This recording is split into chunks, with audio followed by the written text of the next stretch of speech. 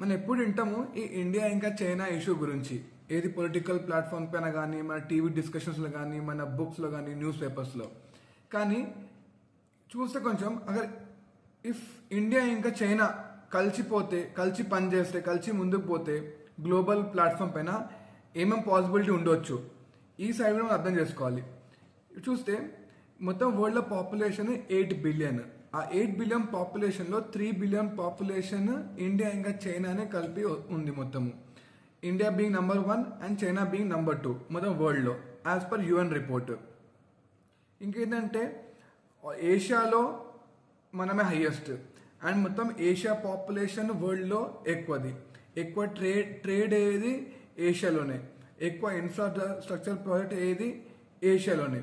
ఇంకోటి మళ్ళీ వరల్డ్లో ఎక్కువ ఎక్స్పోర్ట్ ఇంపోర్ట్ చేసే వాల్యుయేషన్ చూసినా కూడా అది ఇండియా ఇంకా చైనానే ఉన్నారు. ఈ 2 మేజర్ కంట్రీస్ వరల్డ్ ప్లాట్ఫామ్ పైన. చైనాది ఎకనామీ మనకంటే ఆల్మోస్ట్ 6 times ఎక్కువ, 19 trillion, మన 3.5 వరకు ఇప్పుడు ఉంది మనది.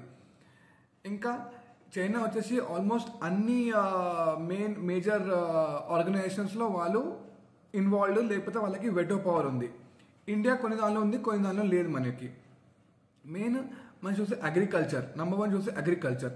మన ఇండియాలో 52% ల్యాండ్ అగ్రికల్చర్కి అవైలబుల్ ఉంది, కానీ మనం దానిలో యూజ్ చేసేది ఆల్మోస్ట్ 5 to 8%. చైనాలో ల్యాండ్ ఉంది, అగ్రికల్చర్ ల్యాండ్ 16% ఉంది, కానీ వాళ్ళ ప్రొడక్షన్ దానికంటే ఎక్కువ అవుతుంది వాళ్ళకి. అర్థం చేసుకోవాలి. మనం ఈ 2 కంట్రీస్ మొత్తం వరల్డ్కి ఫుడ్, వేరే resources, natural resources, finished products, manufacturing products, cars, electric batteries, చిన్న పిన్స్ నుంచి ఒక ఎయిర్ జెట్ వరకు అన్ని ఐటమ్స్ ఈ 2 కంట్రీస్ కంబైన్ చేసి ఇస్తున్నాయి.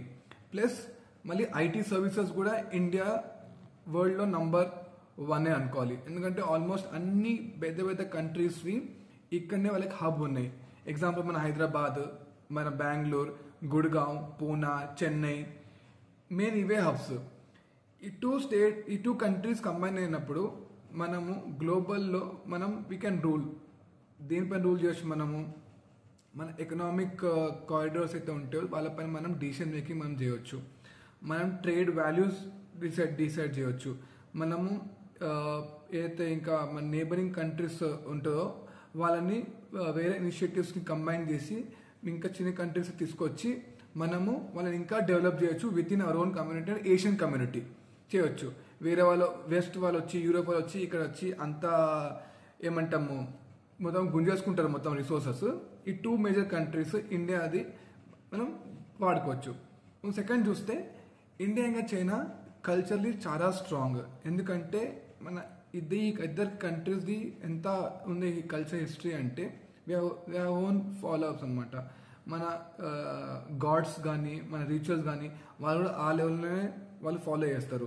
మన ఆర్ట్ ఫామ్స్ కానీ వాళ్ళు కూడా అదే కైండ్ ఆఫ్ ఆర్ట్ ఫామ్ చేస్తారు.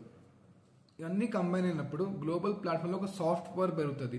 వారేం కాదు, సాఫ్ట్ పవర్ అంటే మనం మూవీస్ త్రూ కానీ, మన ఆర్ట్ ఫామ్ కానీ, మన డెలిగసీ తీసుకొని, లేకపోతే మన ఇంకా చూస్తే ఏంటంటే మన ఇది ఫెస్టివల్స్ వరల్డ్ ప్లాట్ఫామ్లో ఎంత సెలబ్రేట్ చేస్తారో ఇది కూడా ఒకటి ఇన్ఫ్లుయెన్స్ చేస్తుంది గ్లోబల్ ప్లాట్ఫామ్లో. థర్డ్ చూస్తే ఆర్మీ పవర్. ఇప్పుడు చూస్తే ఇండియా కూడా ఆల్మోస్ట్ టాప్ 4, చైనా ఇంకా ఇండియా టాప్ 1, టాప్ 4లో ఉంటుంది. ఈ 2 కంట్రీస్ కంబైన్గా ఆ లెవెల్లో కంబైన్ అయ్యి కొంచెం ముందుకు పోతే to fight against terrorism, to fight against counterfeit money, to fight against the bad in the world happening influence ఉంటుంది. ఎవరు రారు and they can step there and they can help the other small countries for getting invaded by those terrorist groups. మనం fourth చూస్తే food inflation ఏది ఉందో అది మనం దాన్ని స్టేబుల్ చేయవచ్చు. ఇప్పుడు వరల్డ్లో ఎక్కడ చూసినా ఈ ఫుడ్ క్రైసిస్ చాలా ఉంది. ఈ 2 కంట్రీస్ వరల్డ్కి ఆల్మోస్ట్ చాలా ఎక్స్పోర్ట్ చేస్తుంది. ఎందుకంటే అంత కెపాసిటీ ఉంది మనకు. వాటర్ కానీ, అగ్రికల్చర్ ల్యాండ్ కానీ, రిసోర్స్ కానీ, అగ్రికల్చర్ లేబర్స్ కానీ చాలా ఉన్నారు. దీన్ని మనం చూసుకుంటే గ్లోబల్ ప్లాట్ఫామ్లో we can be number 1 combine కావచ్చు వర్క్ చేస్తే. ఇంకేంటంటే ఇంకా అప్పుడు డామినేషన్ కూడా ట్రేడ్లో అప్పుడు ఏషియన్ కంట్రీస్లో ఇండియా ఇంకా చైనా టర్మ్ సెట్ చేస్తుంది. ఇంకా ఫిఫ్త్ పాయింట్ చూస్తే పొలిటికల్ పవర్. చూస్తే చైనా చాలా ఆర్గనైజేషన్స్ వెరీ ఇన్ఫ్లుయెన్షియల్. ఎందుకంటే they have capacity of economic power. ఇంకా చాలా ప్రాజెక్ట్స్ వాళ్ళు వాళ్ళే ఫండ్ చేస్తారు. వేరే కంట్రీస్లో ఇన్ఫ్రాస్ట్రక్చర్ ప్రాజెక్ట్స్ కానివ్వండి, అక్కడ చేసే వేరే డ్యామ్స్ కానివ్వండి, రోడ్ కన్స్ట్రక్షన్స్, మళ్ళీ వాళ్ళు ఇంకా అప్పు కూడా ఇస్తారు అనమాట, కి మీరు అక్కడ ఫుడ్ క్రైసిస్ తక్కువ చేయడానికి ఇస్తారు. సేమ్ థింగ్ వాళ్ళు ఇండియా కూడా ట్రాన్స్ఫర్ చేస్తారు. అప్పుడు ఏంటంటే మన ఉన్న రిసోర్సెస్, మన ఉన్న కేపబిలిటీ, అక్కడ వాళ్ళు తీసుకున్న కేపబిలిటీ కంబైన్ అయినప్పుడు మనం ఏషియాలో will be number 1. No one can beat us, no one can come to us. ఇప్పుడు ఏంటంటే మనకు అప్పర్ హ్యాండ్ ఉంటుంది. ఎందుకంటే యూఎస్ని బీట్ చేయాలంటే ఈ టైంలో చాలా డిఫికల్ట్. బికాజ్ వాళ్ళ మొత్తం డాలర్ పైననే వాళ్ళ మెయిన్ పవర్. దాన్ని బీట్ చేయాలంటే ఒక ఏషియాలో 2 హైయెస్ట్ పాపులేటెడ్ కంట్రీస్ కంబైన్ అయ్యి పనిచేయాలి. అప్పుడు ఏంటంటే అట్లాంటి బీస్ట్ని మనం బీట్ చేయగలుగుతాం. ఇంకోటి ఏంటంటే మన యుఎస్ కూడా మొత్తం అన్ని దగ్గర వాళ్ళ డిప్లాయ్ ఉన్నాయి, వాళ్ళ డాలర్ వల్ల, వాళ్ళ ఆర్మీ వల్ల టు టేక్ ద రిసోర్సెస్. మన ఇండియా ఇంకా చైనా ఏంటంటే being most populated countries in the world, అందరిది వాళ్ళ బిజినెస్ వాల్యూ అండ్ ట్రేడ్ కానీ ఈ 2 కంట్రీస్ పైన చాలా డిపెండ్ అయి ఉంది. ఎందుకంటే ఇక్కడ బయింగ్ పవర్ ఉంది. ఇంత పాపులేషన్, ఇంత చిన్న ఆయన పంపినా కూడా కొనాల్సిందే, నడుస్తుంది. ఎందుకంటే వేరే యూఎస్లో తప్పి పాపులేషన్ 30 crores, అంత ప్రొడక్షన్ ఉన్నా కూడా అంత కొనరు. ఎక్సెస్ ఇక్కడ పంపిస్తారు, వాల్యూ పెరుగుతుంది బిజినెస్. ఎందుకంటే చైనా ఇండియా అనేది బిజినెస్ హబ్. వాళ్ళు ఇక్కడ వస్తేనే వాళ్ళ వాల్యుయేషన్ పెరుగుతుంది. ఏదైతే ఉంటుందో circulation of product and supply, demand supply is on hire side. Business perspective చూస్తే కూడా మన 2 కంట్రీస్ చాలా సేఫ్ అండ్ చాలా ఎక్విప్డ్ వేరే వాళ్ళ కంట్రీస్ వరకు వచ్చి ఇక్కడ బిజినెస్ చేయడానికి, ట్రేడ్ చేయడానికి, ఇంకా వేరే దానిలో పోవడానికి. 6 చూస్తే ఎడ్యుకేషన్. ఎందుకంటే ఇప్పుడు వరల్డ్లో చూస్తే హైయెస్ట్ స్టూడెంట్స్ ఉండేది ఇండియన్స్, ఇంకా చైనీసే.